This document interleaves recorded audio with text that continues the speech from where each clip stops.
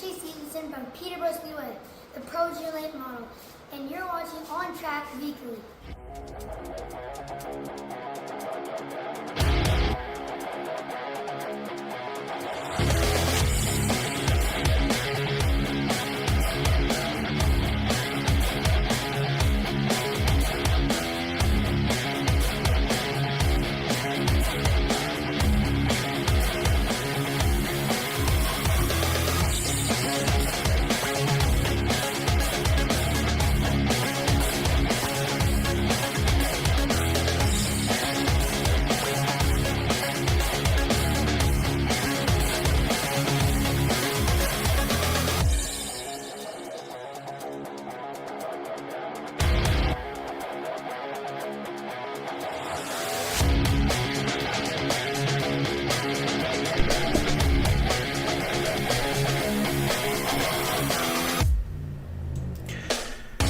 Hello everybody, what's going on? Cam K with you here on G-Force TV for ONTrack Weekly. Thank you, Chase Stevenson, once again for that amazing intro.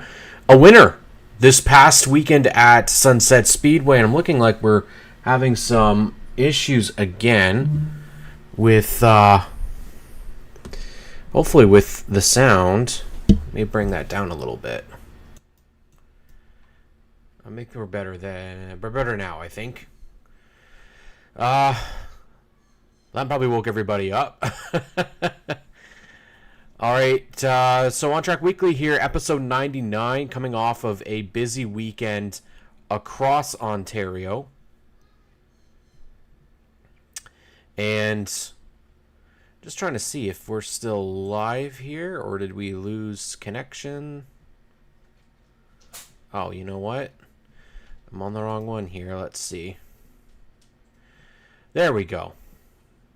Unfortunately, Monday is definitely what the name of today is, because I've already had issues with this laptop trying to get the second screen working. It's, for whatever reason, not working right now. So now I have to confine everything into one small little square here, where ideally I'd have a second screen that I can move stuff around. So it might be a little bit all over the place tonight, but you know what? We're not perfect here. Anyways, just want to say, again, big congratulations to Chase Stevenson. I don't know what it was about the air this weekend. I loved it. There was a lot of first-time winners, winners that hadn't been to victory lane in a while. We especially want to make sure that we shout out Wally Wilson, who, you know, I think a little bit of context is important here. It's not that this huge big issue, you know, huge thing that Wally won, but for the longest time, I think Wally has had run towards the back, and even this year he's had some struggles, but they brought that car out. He was fast right away, started on pole, and led every lap of that feature.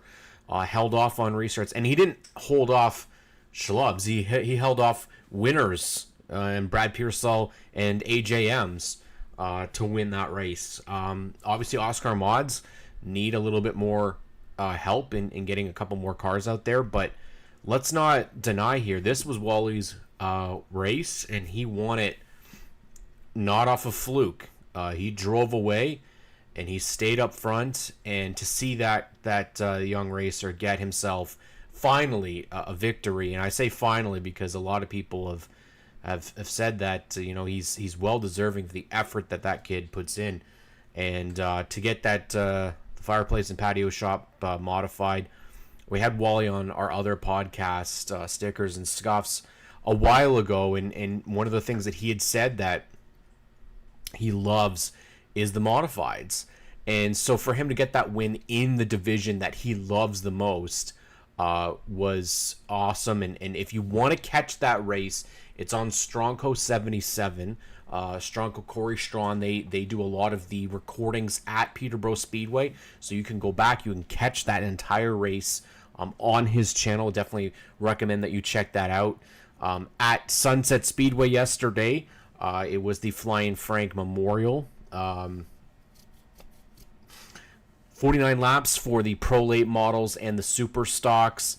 You had the Mini Stocks, Bone Stocks, Junior Late Model Invitational, and the Hot Rods, all there in one day.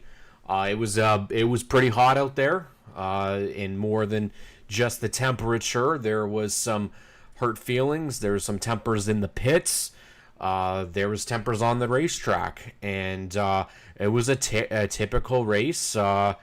A little less clean than I think we would have hoped. We did have extended red flag period, a very long hot rod event, feelings from the heat races all the way into the features as we start to wrap up the 2024 season of racing in Ontario. And there is a considerable amount of racing still to go. However, the bulk, May, June, and July are now in the books, and we're into our second week of August now. And we're going to start, before we know it, being in the playoffs and Velocity, Frosttoberfest, and ultimately the Autumn Colors. Not that we want to see that. We are all loving motorsports this year. It's been a very tough year, unfortunately, with injuries and with a lot of accidents, engine issues, guys and gals that have had just some terrible luck. And I thought, despite all of the negativity, the racing this year has been phenomenal. Right from the season opener, actually, at Sunset Speedway, I will say, was the mini stock race between Coleridge Finnemore and Jacob Sutcliffe to start the season. In fact, the mini stock division out at Sunset's been fantastic. Peterborough is routinely putting on fantastic racing, despite having a very late start to their season because of weather. NASCAR Canada's looked a little bit different this year. OSS has put on some great races. 3 full first-time winners in that division this season. A return and a win for Connor James. So overall, and then we can go to Full Throttle. You go to Full Throttle and you see the Thunder Truck battles between Andrew, Jason Vale with Mason Culver, with Tanner Holmes. It's been a great battle. Then you go into the mini trucks, Owen Corriveau and Del Freiberger battling up at the front with the Sims, the Gertzes. Like, there's no debating that there has been an amazing season. You go over to Flamborough and the pure stock battle week in and week out. Chance Rogers getting into victory lane, Spencer Riddell, Wade Thorne, Courtney Scott, Jordan Williams, Craig Cole.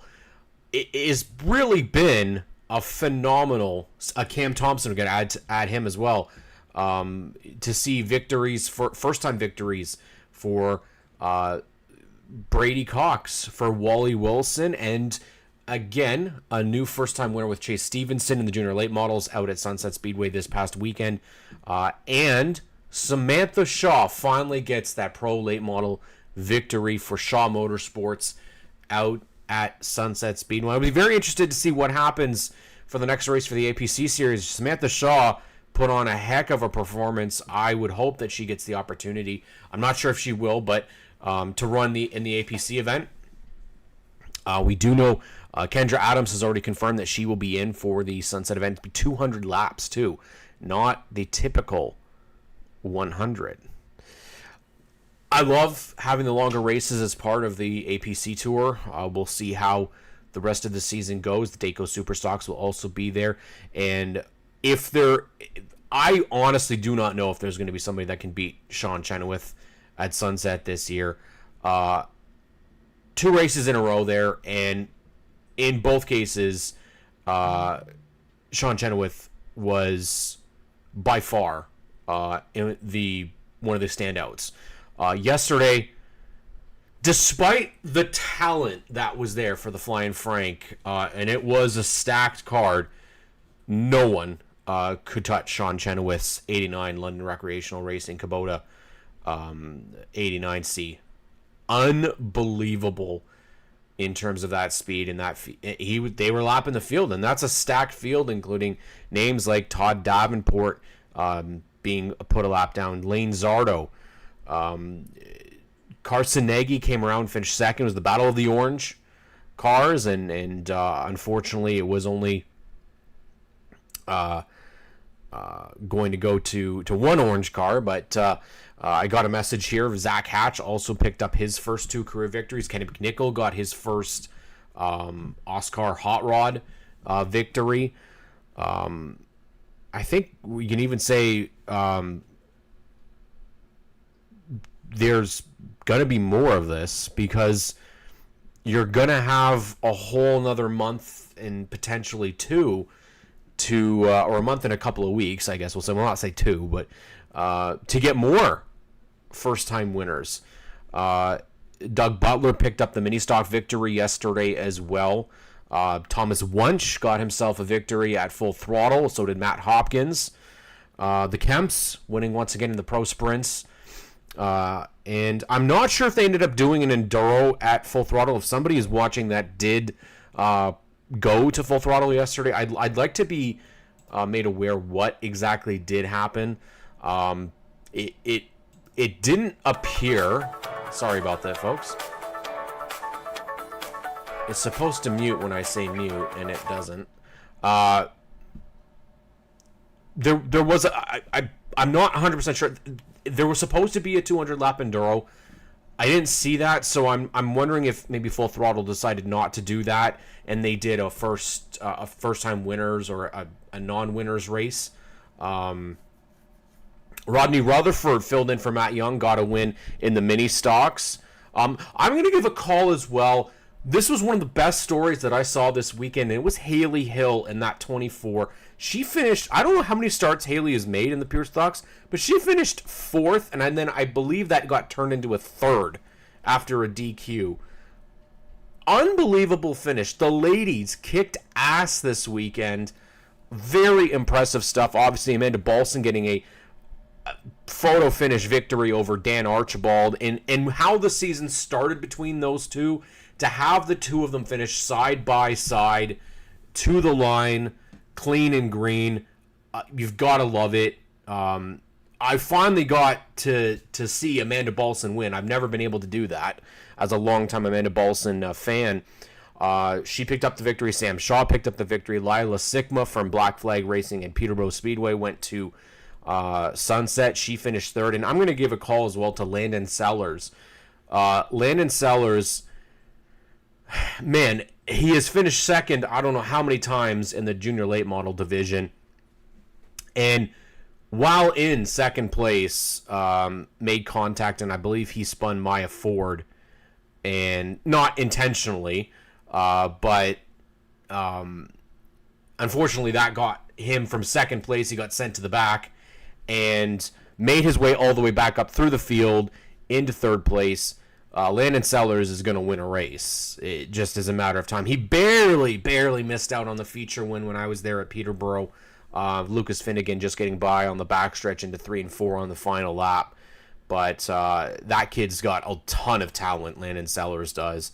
And he's overdue for sure. It was really nice to see Chase Stevenson get that win, though. Really big stuff. Keegan Moat, for 15 years old, that kid's a lot of class. He's got a lot of humor about him, but the way that he treats the young racers in that division, you know, he's been in that series. He's been in the division for quite a while. He's 15. He's kind of, you know, ready to move on to the next step of his career. But to see just the mentorship that he gives at 15 to the young kids is absolutely great. Want to throw out just some hellos to people that have said hello. Unfortunately, I wasn't on the right track. I'm trying to scramble on one screen here. McPherson Motorsports, great to see you guys. Pops Campbell, great to see you. Rob Ferguson, Brandon Feeney, Spencer Riddell, and Reg Claxton. Nice to see all you guys as part of the conversation tonight Give a call out as well to Ollie Ferguson, who is was at Bowman Gray.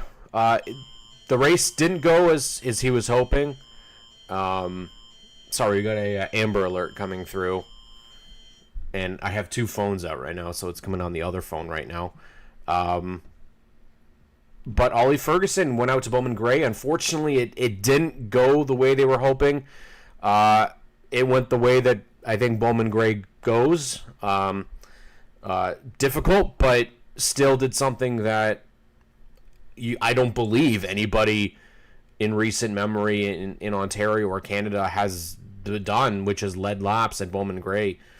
And to have Bob Dillner talking about Ollie Ferguson was really cool. As somebody who works for OSS, it was huge to see that, and huge to see that for a kid that has had a lot of stuff that's had to happen in his short life. But it was great to see.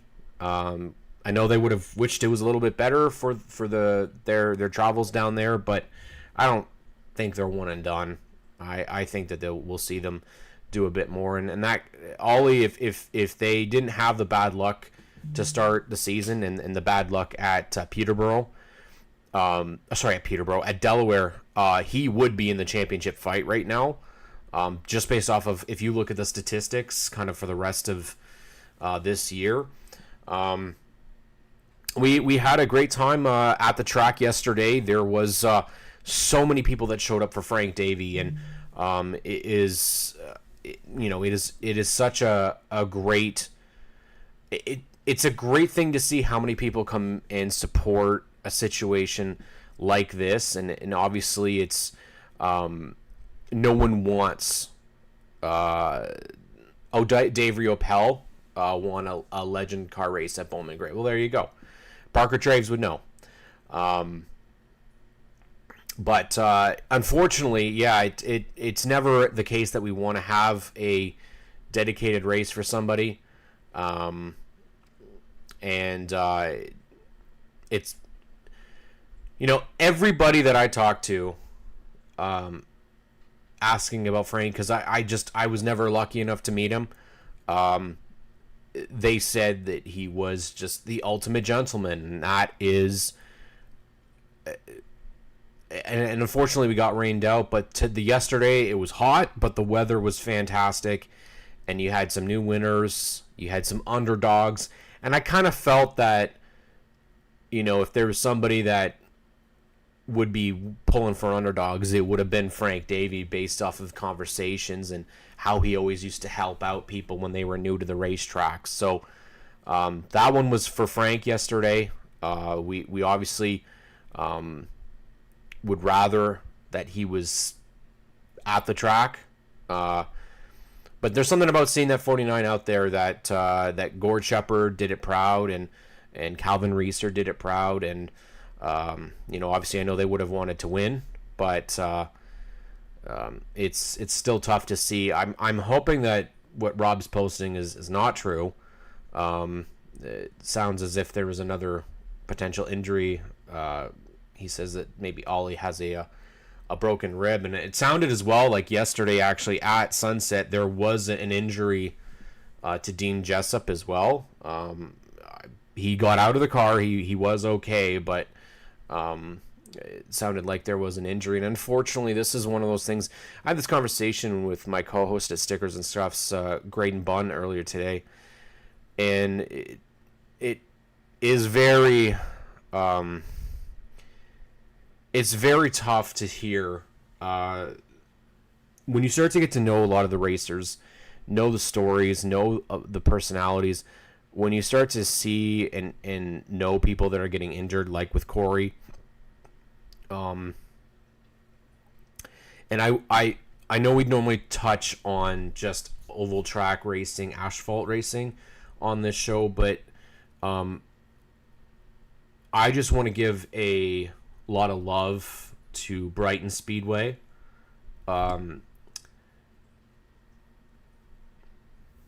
And Peterborough Speedway. The situation happened last year with Steve McCaw, and there was a positive result. unfortunately, at Brighton Speedway this past weekend, there was not a positive result. And it just goes to show, again, that the people that do this, they're risking everything. Their health, their well-being, and you just, when you hear stuff of that nature, it breaks your heart a little bit.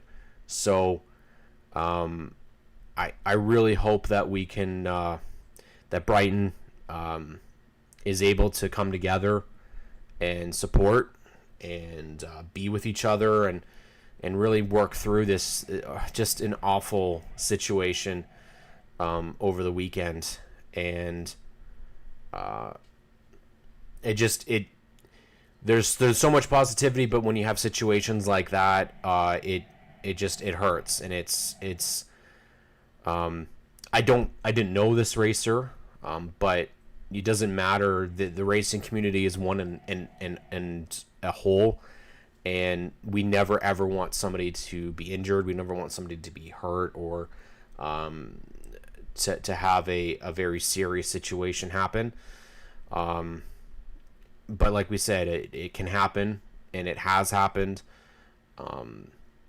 It's not my place, David Murdoch, to talk about what happened. All I just can say is the situation's was not good, and a racer was lost, unfortunately. And Brighton's page would have a bit more information about that, but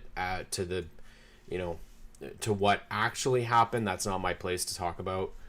It's just know that there's a lot of racers, fans, and family members that need our support. And no matter what, even if we don't cover, we don't talk about that. That's not what I'm referring to, Brad. I'm referring to Brighton Speedway. And yes, there was a bad wreck in the Legends as well. That's the thing that we talk about. It's like, again, we look at this as, and we talk about this as it is a hobby, and that's what it is here. It's not a career for people. They're doing this on the side of their regular lives, and that's the side that we need to remember. That this is what pisses me off, is that when people bitch and complain because something got canceled because of this, you're in the wrong. I don't agree with continuing the show after a situation like that. No, we don't. No. You have to remember the respect level, and I think what's very evident is when you have situations like this, and we did have a situation yesterday, not to that severity, but with a driver being injured, the show should be stopped. The show is, if the driver is okay, injured, that's I think different than a situation where there's potential serious injury. Where if we're talking, we've had a couple of those situations this year, unfortunately, at the track, and nobody wants that. Nobody wants to see this. We've had a couple of guys that have had concussions. We've had broken bones. People can come back from injuries, but when it comes to the certain level of severity, then it isn't something that we can do. So again, we're going to move past that, but I just wanted to make sure that we did touch on it and say that Brighton Speedway, Peterborough Speedway, our thoughts are with you and the family, the fans, competitors.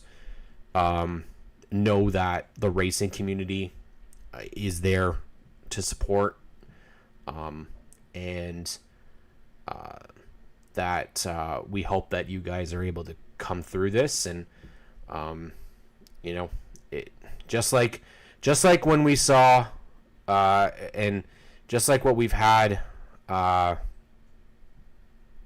in other divisions, in other places, we've had memorials for people that we've lost.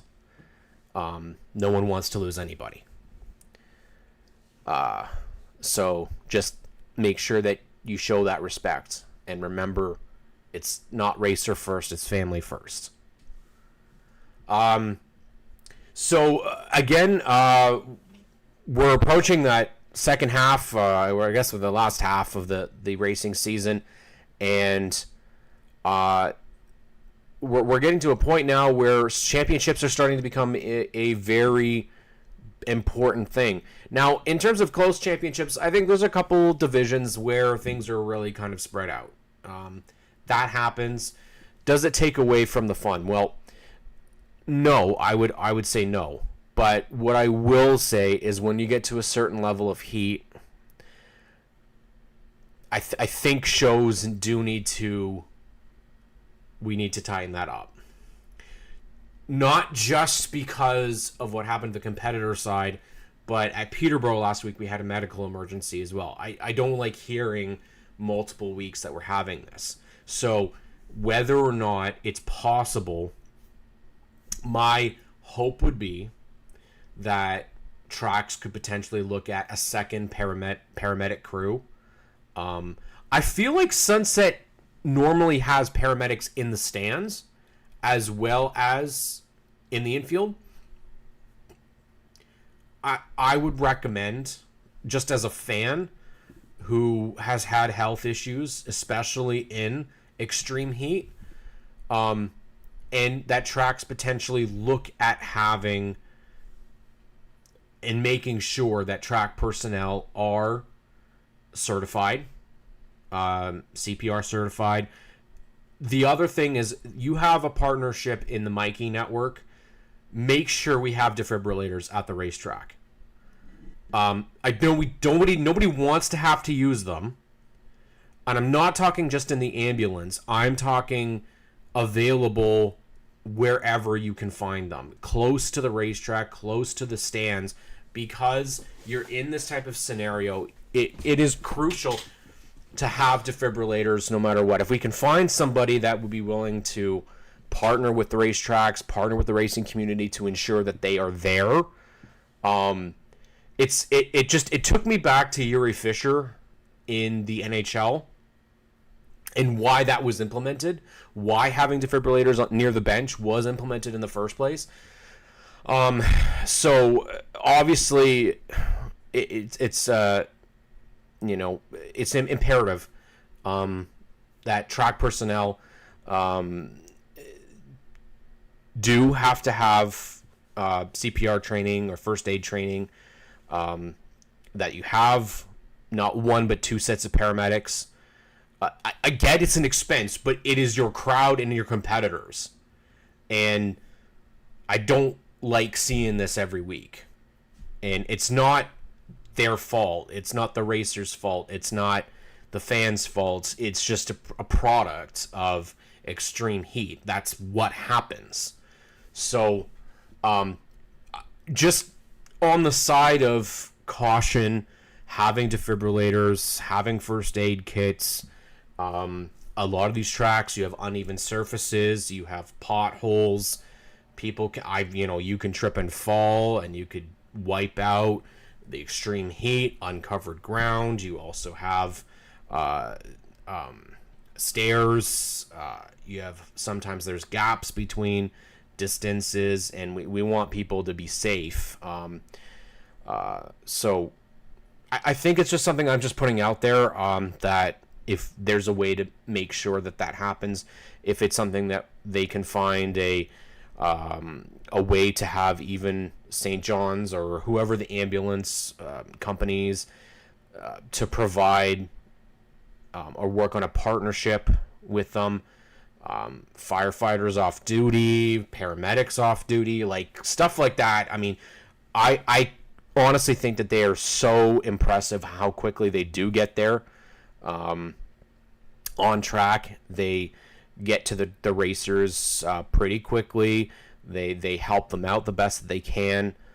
But it's the serious ones that is a little worse off. And I think tracks would be it would take a lot of work if they wanted to implement physical stuff like physicals to allow racers.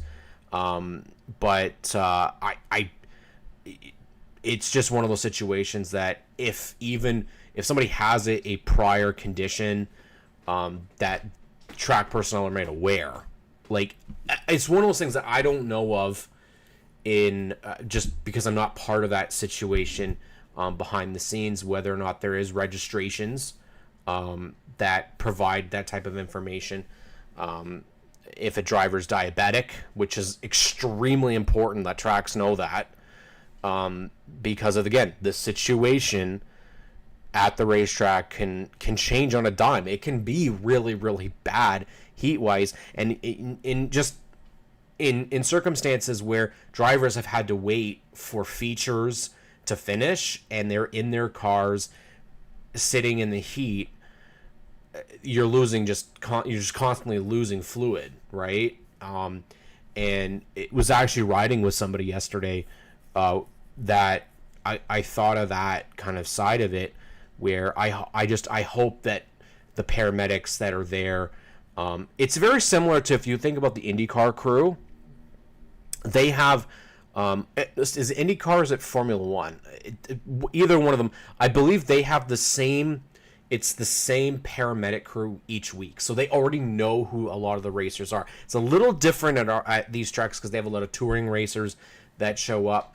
But it might be something that in the future we have somebody that's part of these crews that comes on the show, because I'd love to learn a little bit more about what they have to know, what they train about, and what they know of ahead of time.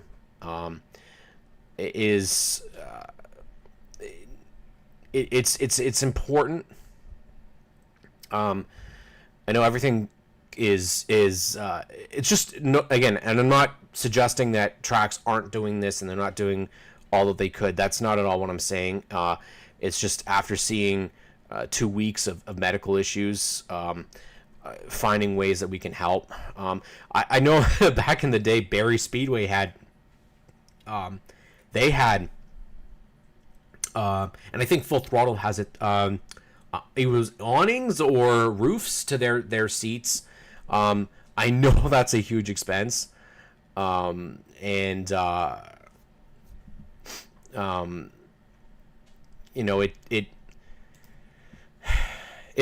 I'm hopeful that there'll be solutions in the future and to hopefully avoid that. But you guys got and I'm guilty of it myself. If I didn't have John and Brandon and Jacqueline there, and my dad when I'm there, making sure that I'm hydrating, I am terrible for making sure that I hydrate myself, because you don't realize how quickly you're losing water and how much you're sweating because you're just so busy.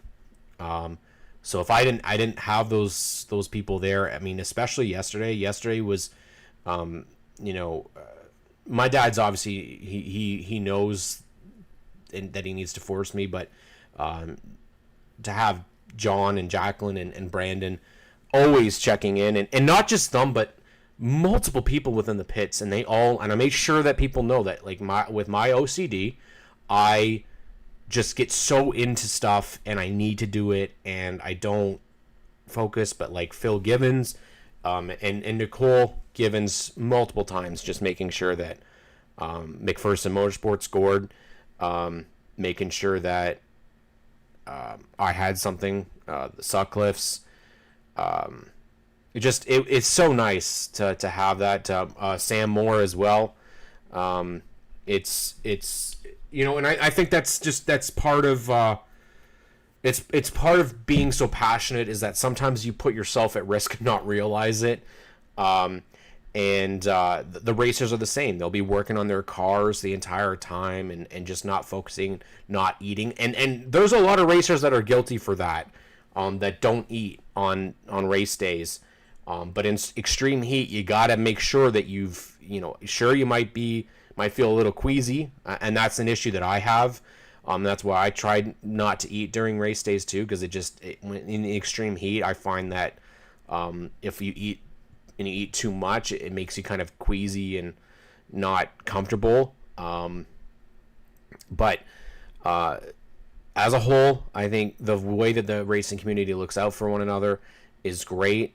I talked to Graydon today, my co-host at Stickers and Scuffs, and he talked about Sauble Speedway yesterday. And not just that there was an amazing Legends count yesterday. Not just yesterday, actually, but also on Saturday. 34 freaking Legend cars showed up. And I'm telling you guys, the Legend cars are heating up. They are getting to the point where we are going to start seeing this hopefully week in and week out, where you're going to have people battling to make the features week in and week out. You've got young kids coming in. Rick Spencer-Wald just posted a couple weeks ago that Jake, they've got a chassis for him to get going in the Legend car. We already know Cole Camrath and Cohen Newman have started in the Legend cars.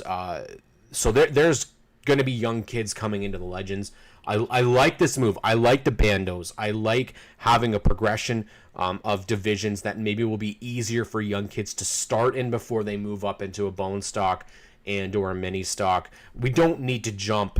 Racers don't need to jump immediately from a junior late model straight into something much bigger that's not as comparable. I mean, there's one-off situations where drivers are able to succeed naturally from one to another. I don't think you're going to see that all the time. That's not the norm. Again, while I applaud those that have done it, I think having a true ladder system like you would see in the United States is exactly what you want to see. You want to see. Start with the junior late models between 6 and 12. Have the bandos from 12 to 17. Have bone stocks from 17 onwards. Like it's totally possible to do that, and welcome racers when they feel comfortable. We don't have to rush them straight up into bigger divisions. So like I said, some have adapted very well, and they don't have an issue. So like, perfect example, if you have a driver that goes in and spanks the field every week, yeah, I think that would be something that you can easily move them up into a newer division. But if it's just an age thing, it is it's definitely something that I think we could continue to do. I mean, having that ladder system, I think, is so important.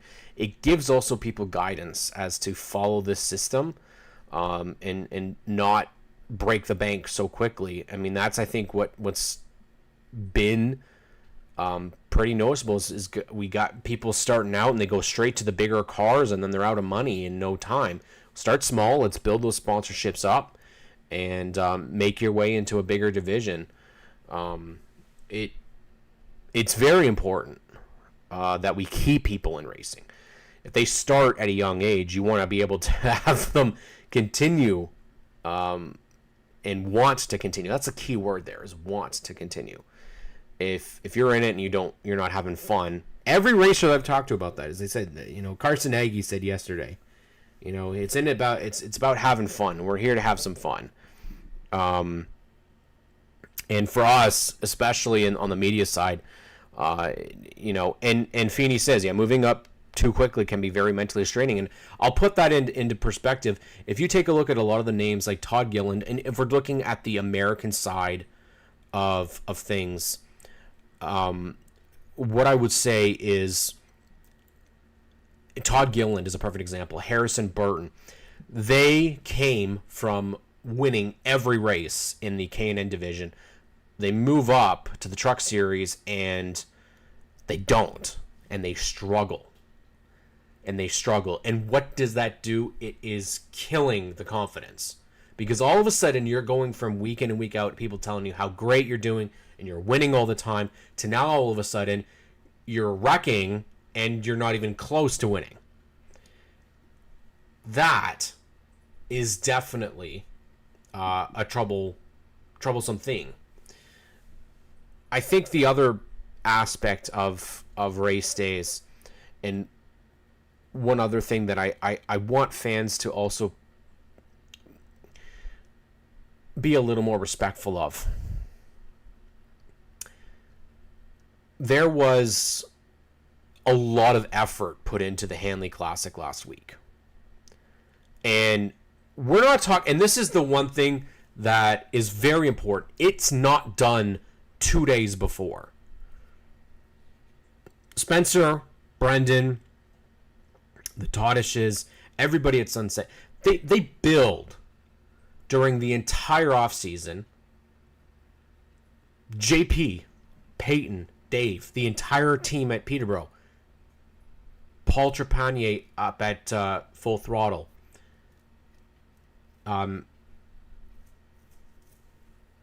Jeff and Paul at Sauble, Luke and the entire team at Delaware. They build the entire offseason to put those schedules in place to make the big events. And I understand people having their opinions on how things go. But one of the things that I have never agreed with is crapping on people for being passionate. It is extremely debilitating for those that are passionate to see. And you know what? We had it happen when we started with doing podcasting is there's, you shouldn't be turning away people that are passionate, and when they try something new, they could be trying it out to see if it works. Name calling, making negative comments about the individuals at racetracks. There's a way to go about providing constructive criticism, and it wasn't. Everybody knows how to be an adult, and it's all about the approach. And some of the approaches that we've seen lately are to bash and talk crap about the individuals at racetracks because you didn't happen to like the way that the show ran. I would much rather them be making that event as big as it can possibly be than not giving two craps about how it is. And you know what? There are a lot of racetracks that don't care how their shows go.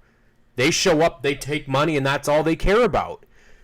The fact that you have people that are so passionate that they put a playlist together for each individual racer. They spent time outside of their work to do that, to build a show. It's not going to be a multi-million-dollar show. I loved the aspect of the drivers walking through the crowd to come out to the racetrack. Why? Because it makes it a big show. Sure, sound system maybe isn't as great as we would hope. That's how you learn. That's how they build on that. It comes with time. But I will never, ever, ever be upset for drivers, for teams, for racetracks being passionate and putting something together to make it a big deal. What they did was they recognized each and every one of those racers that were in that show as true celebrities, as superstar racers, which is what they deserve. They are spending the money. They are spending all the time on these race cars. They are putting forth all of that effort for this show, which potentially could end after one lap, or they could even miss the show. Make a big deal about it, and they did an amazing job, and every track should be doing the same thing. Your racers should be on your website. Your racers should be mentioned. They are the ones that are bringing fans to the racetrack. People don't show up if there's no cars there. It's been proven. People show up where there is people there, when there's racers there. You can't have a race with no cars, and you can't have a race with no track. You got to work together. Now, winner of the Pro Late race for the Flying Frank 49, Samantha Shaw, has a big point here. And she says, now this was talking about the ladder system. Drivers should not have spotters in lower divisions. Learn to drive the car with mirrors and safety the car has. Key point, because radio systems can fail, and being able to race without a radio is incredibly important when you move up divisions, because all of a sudden you don't hear and someone's not telling you what to do. You need to be able to learn and use your own skills, unless you're going to stop the car and get out. So we've got Michael Pops says, Sunset is rocking it. Great to see people in the stands. Pops Campbell says agree. Brad Schmidt, I had people yelling at me, calling me names just because I was cheering for House at the Junior Handley Classic. Some people have no class. It takes... See, no. You let people cheer for who they want to. The fans I saw on my walk up were smiling and cheering, and the kids were so excited. That was the best part about it, because Pedal Power was there. They recorded. The kids are jumping up. Now, maybe next time we tell all the kids to come down first, because what was happening is the kids were starting to run down because they could see what was happening, and they were coming down trying to get the high fives from the drivers. Yes, do that next time, because I think that was wicked. The kids are jumping up and down. They're so excited to see the drivers. It was amazing. I loved it. The kids and a lot of the adults were getting so excited and getting to give high fives. That's what they do at the All-Star race. They make it a big deal. So, yes, do this again. And in fact, other tracks do stuff like this. We saw it. Delaware does it for their big races where they walk down the stands. Be amongst the fans. They're the most important people that you've got to impress. Tracy Ellis says, I 100% agree. Connor ran junior lates, mini trucks, and bone stocks without a spotter, and now he's very aware of himself or what's around him because he didn't have somebody telling him. Exactly. Even in drag racing, you don't just start in a funny car. Getting on a motorcycle, start on a smaller one, 1,500 cc's, learning before you move up. I learned that at an early age, when you don't jump right into super stock to learn the basics. Absolutely. Also, the cars are moving way faster than any spotter can possibly inform you as a driver. That's very true. I struggle with a spotter more than without. Well, Feeney, you've told me though that you've been out without a spotter more likely than you've had one. I drive with no radios in practice just to keep sharp, but with all the safety equipment, it's hard to see over your shoulders. That's fair. The track and the drivers made it so exciting to watch. They really impressed the fans. It's very true. We have to remember here, we were going through a reset, and one of the things that's very important in 2024 and onwards is that we have to impress a new generation of racers. We have to impress a new generation of fans. And what I really noticed, and what I've noticed at Peterborough, and again, at the tracks that I've been to this year, Peterborough and Sunset, the amount of kids at the racetrack is insane.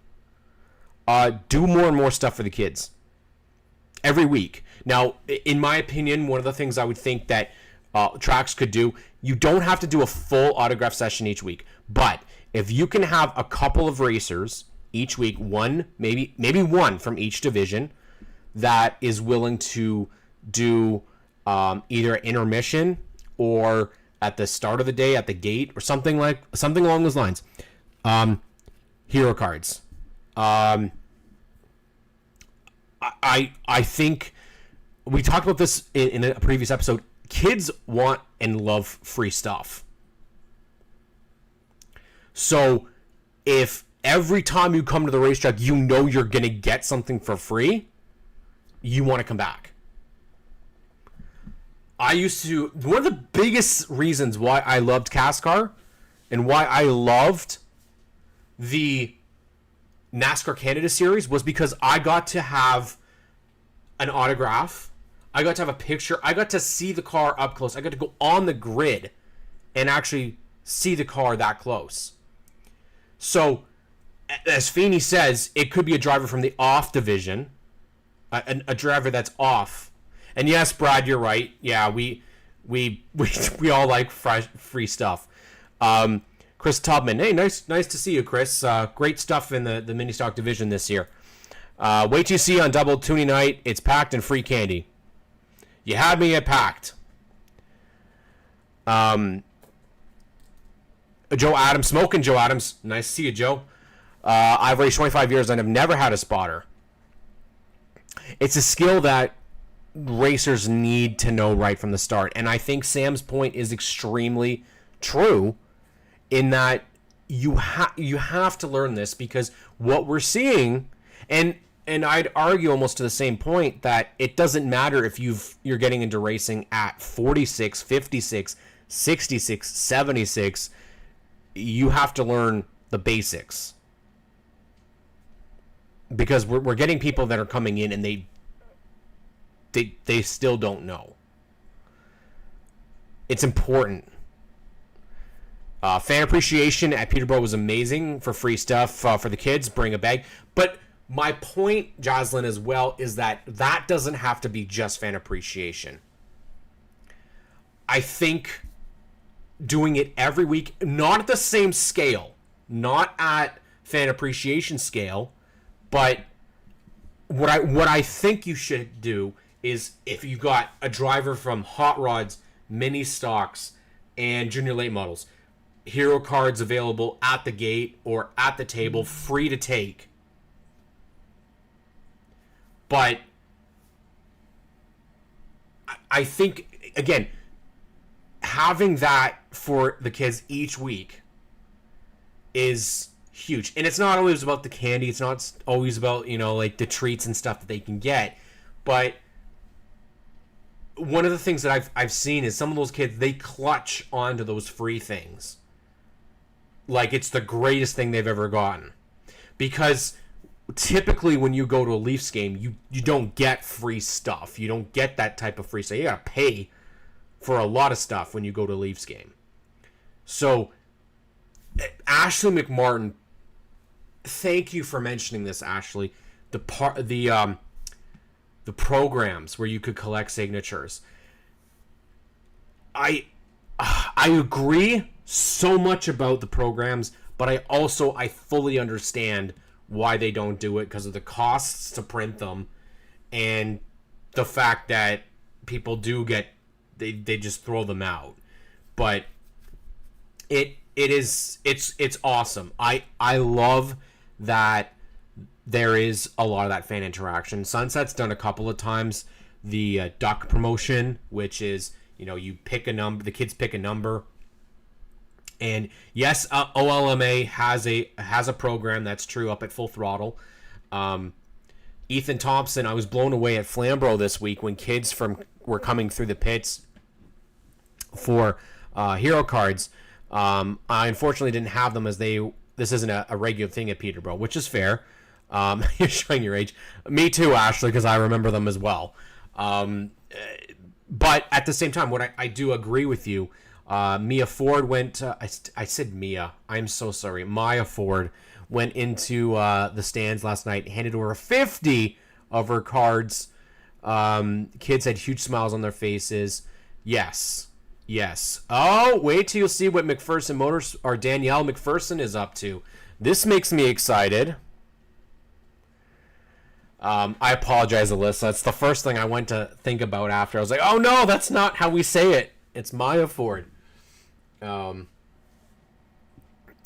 that's again what you do, and the amount of young girls at the racetrack, to see other young girls racing like Morgan, like Lila, and especially like Maya. I did it again because Maya's so young. Like they're probably gonna not realize, hey, there's a kid my age that's racing. I want to do this too.